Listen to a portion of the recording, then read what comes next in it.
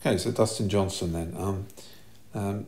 I'll gloss over his grip today because I'm not going to talk about that. He's obviously got a strong grip, it's in the palm, and it's designed for him as an individual. He's probably not been very tutored, but he just has very solid hands with limited club face rotation through having a bowed wrist. So everybody knows that about him.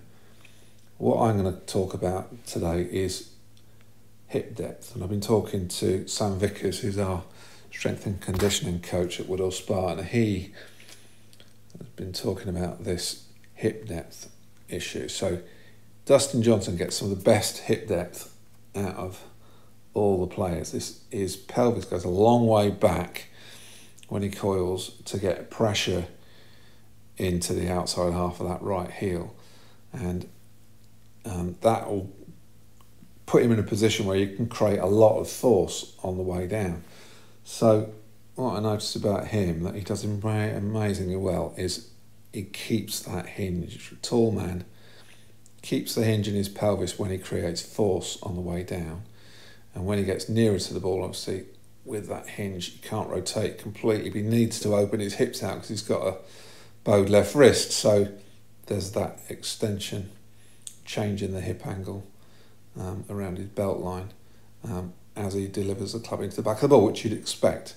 Now, if we go over to the image on the other side, he then comes into the back of the ball, he's driven his legs and opened them out to get his hands to drive, and his hands are well forward and his head is well back, but he gets a really good shaft lean at impact, which is a good match-up for him. But that match-up works because his hips are so open.